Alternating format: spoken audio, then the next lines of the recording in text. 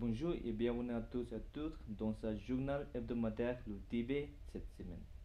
Je suis Pema Tiawang avec une nouvelle édition d'actualité sur le Tibet, sa sainteté le Dalai Lama et l'administration centrale tibétaine. Voici les titres de cette semaine. Le Sidjon achève sa visite d'évolution des communautés tibétaines de l'Himachal Pradesh. 28 ans après la disparition forcée du 11e Panchen Lama, les Tibétains recueillent des informations sur son état de santé. L'Organisation des Nations Unies interroge la Chine sur la situation des femmes tibétaines au Tibet. Le représentant Dr. Chuduk appelle les Tibétains résidant aux États-Unis à se mobiliser pour appuyer l'adoption de la loi sur le Tibet. Le groupe parlementaire multipartite australien pour le Tibet organise un événement Tibet Brief. Today Siling, coordinateur du bureau du Tibet, rend visite aux Tibétains d'Amiens. Le représentant Kesan Ginze Bawa assiste à la cérémonie annuelle de la journée du Bouddha à Taipei. La journée de lobbying Canada-Tibet renouvelle son appel à la nomination d'un coordinateur spécial pour le Tibet au sein du gouvernement canadien.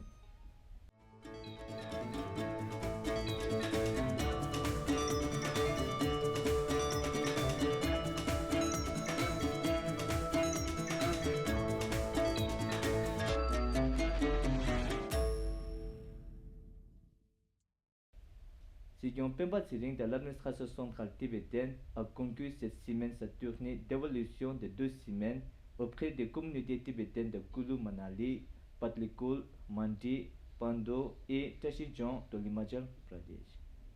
Sidjon a visité des écoles, des monastères et des nonneries locaux, des centres médicaux, des bureaux d'installation et des centres de formation professionnelle. Au cours de ces rencontres avec le public et les étudiants, Sidjon a fait valoir les initiatives du 7e Kasha, en particulier la collecte de données démographiques sur les Tibétains en exil, le plaidoyer et les efforts du Kasha pour prendre contact avec le gouvernement chinois afin de reprendre les négociations fondées sur le principe de la voie du milieu. Le 17 mai 2023 marquait le 28e anniversaire de la disparition forcée du 11e Panchen Lama, Jeju Tenzin Gyindu Yishe Chile Punzope Sampo, plus connu sous le nom de Gyindu Chogyinima. Pour marquer cette journée, le département de l'information et des relations internationales de l'administration centrale tibétaine a publié une déclaration avec une double exigence. En premier lieu, exhorter le gouvernement chinois à publier des informations sur le lieu où se trouve le 11e Panchen Lama et ses parents, et en second, appeler le gouvernement chinois à respecter les droits de l'homme fondamentaux des Tibétains, y compris en mettant fin immédiatement à la disparition forcée de personnalités religieuses, de leaders et de défenseurs de la communauté. La déclaration mentionne également que l'enlèvement du Panchen Lama, qui dure depuis 28 ans, est un rappel sinistre de l'oppression brutale des Tibétains par le régime colonial chinois. Le 12 mai 2023, un groupe de 23 membres du comité de l'ONU sur l'élimination de la discrimination à l'égard des femmes a posé maintes questions pressantes aux membres de la délégation chinoise concernant la situation des femmes en Chine et dans les régions sous son contrôle, y compris le Tibet, et dans les zones administratives spéciales, Hong Kong et Macao. Les experts ont examiné la mise en œuvre par la Chine de la Convention internationale sur l'élimination de la discrimination à l'égard des femmes dans le cadre de la 24e session du comité qui a débuté le 8 mai. Une délégation chinoise de plus de 40 membres participait à la session. Cependant, la délégation, une fois de plus, n'a pas donné de réponse suffisante aux experts, ce qui a entraîné des interventions répétées du président et du rapporteur de paix, rappelant aux délégués qu'ils sont tenus de fournir des réponses spécifiques aux questions des experts. Le groupe tibétain, à savoir le Bureau du Tibet, les associations de femmes tibétaines et le groupe Tibet Advocacy Coalition, ont soumis des propositions concernant le Tibet afin d'appeler l'attention du comité sur la situation des femmes tibétaines lors de la séance d'information publique qui a précédé l'examen de la Chine. Le représentant Dr Namgyel Chudup et l'agent de liaison tibétain Kunga Tashi du bureau du Tibet à Washington DC ont récemment effectué une visite officielle de 4 jours dans la communauté tibétaine de Minnesota afin de rencontrer et dialoguer avec les résidents tibétains de la région. Ils se sont adressés à l'assemblée de l'école culturelle tibétaine. Ils ont informé les résidents tibétains des activités du bureau du Tibet, assisté à l'anniversaire de la fondation de Youth for Umelam et mené des discussions approfondies avec le comité de la fondation tibétaine américaine du Minnesota pour concrétiser la vision de Tibetan. Lors de rencontres avec la communauté tibétaine du Minnesota, le représentant Dr Namgyel Chudup a souligné l'importance d'accélérer la résolution du conflit entre le Tibet et la Chine. Il a imploré les Tibétains des États-Unis d'unir leurs efforts pour obtenir le soutien des législateurs en vue de l'adoption de la proposition de loi promouvoir une résolution du conflit entre le Tibet et la Chine. Le groupe parlementaire multipartite australien pour le Tibet a organisé un événement intitulé Tibet Brief au Parlement le 11 mai 2023. La réunion a été organisée par le Conseil australien du Tibet en coordination avec le Bureau d'information sur le Tibet et la communauté tibétaine du territoire de la capitale australienne. L'événement visait à rassembler de nouveaux sympathisants parmi les parlementaires afin qu'ils s'informent sur le Tibet et sa situation actuelle.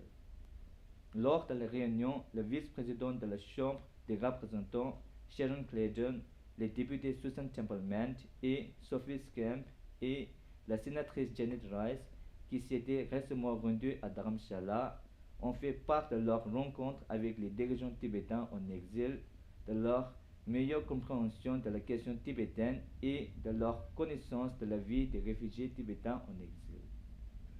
Le représentant Karma Singhe a brièvement parlé de l'aggravation de la situation au Tibet et exprimé sa gratitude à tous les amis parlementaires pour leur préoccupation et leur soutien constant à la cause du Tibet.